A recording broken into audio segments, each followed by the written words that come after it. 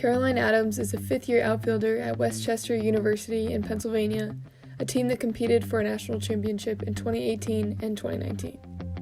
She faced a big change in college, going from the best player on her high school team to not starting in college.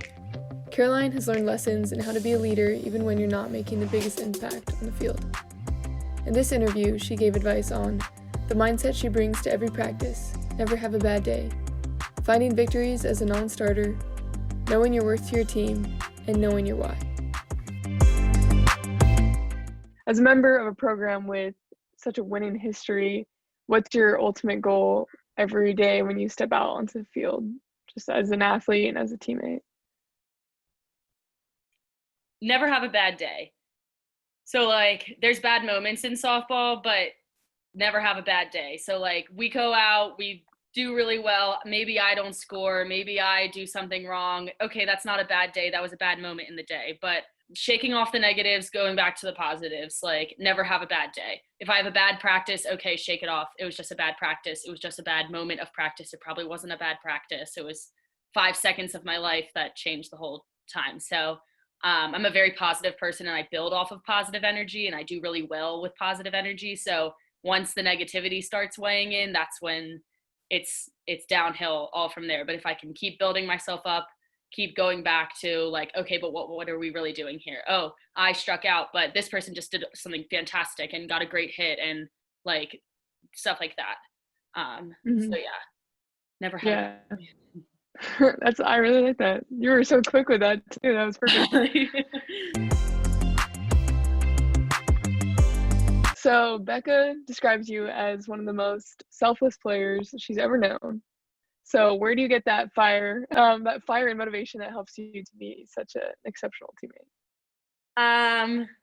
So in high school, I was like every other high school player going to Westchester. I started every game. I was the star of my travel team. I was the best softball player to ever go through my high school. When I came to college, I walked on at Westchester also, and I didn't even travel to the first 2 tournaments that we went to. I didn't get playing time. I'm not the starter. I'm not the everyday starter. I'm not the All-American on the team. But why does that make me not a good softball player? Why does that make me not a important part of this team? So I'm the SAC representative. I was on the exec board for SAC. I was the student government senator to athletics. I give almost every tour for our team. I was an orientation leader. I did literally everything else that softball could have awarded me. And I use that as that's why I'm a good teammate. I love cheering on the bench. I'm the person starting every cheer. I think it's so fun to be involved in that way and to hype everyone up. And I think I've completely removed myself from this pouty girl who could get more playing time. And I work just as hard as everyone else. So I think that helps me a lot. Just work as hard as everyone else, do my best, but find the little victories in being the student government senator athletics, or being on SAC and being involved in that way. Find those as what you'll get your recognition from, and what you'll build your confidence as a player from. So I mean, I think everyone's been in a position of getting played over and having to deal with it, and but it's hard, and it's really hard to cheer on someone that you want to be in their spot. Yeah. So what advice do you have for people in that position? I think just knowing your worth, especially when it doesn't seem like you have any. Everyone has worth on this team. So I will tell another story that there was a girl that I used to work out. Me and Becca used to work out with her. Her name was Kat. And my freshman year, when I didn't travel to the first 2 tournaments, I was so hurt, and I was so upset, and I was I'm missing out while all you guys are off traveling together. I don't get to do that. She was Caroline, let's build your worth. Why? Let's build your worth on this team. Let's literally write it down. Let's build your worth. And I was Kat, I literally don't see it. I don't see my worth. And she was I will not let you lift more than me in the gym. She's our 4-hitter starting catcher. And I was okay. And she was I won't. So I will push myself to always be able to lift more than you. And I was okay. And she was that's your worth. If that is how you have to see your worth on this team, you're making our best player better by literally just being here. So I think every athlete has that, something that it makes them worth it? Something, are you the loudest cheerer? Are you someone who's always there to pick people up? Are you just a positive person? Are you someone who isn't afraid to like put themselves in a, like my freshman year also in postseason, I would go warm up, or I would go stand in for the pitcher to hit her spots.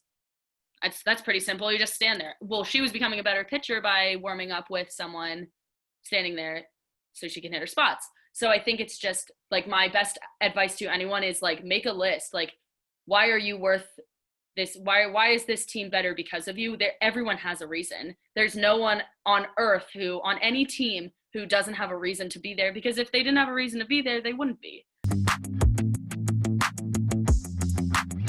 For the next generation of softball players, so a little bit younger, what is your piece of advice for them? Every time you go to practice, you have to have a why. Like, you have a why. Like, I have a why that I play softball, and it's because of, I actually was just writing it out to you.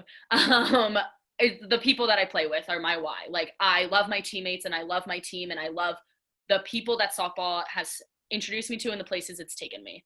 But every single day when I go to practice, it's not like I love my teammates and that's why I'm here. No, maybe I ate pizza for breakfast and I was like, oh, I need to go to practice to work that off. That's a why. Maybe I had got a bad grade on a test, but I know that I can have a good practice and I can just forget about my test for those 3 hours. Maybe I'm fighting with my boyfriend. Maybe I'm not fighting with my boyfriend. Like, you know, like I have every day when you go to practice, you have to have a why. There has to be a reason you're doing what you're doing every single day, because if there's not a reason you're doing what you're doing, then you're just doing it. And no one wants a dud player, and no one wants a dud teammate, and no one wants someone who's there just because they have to be.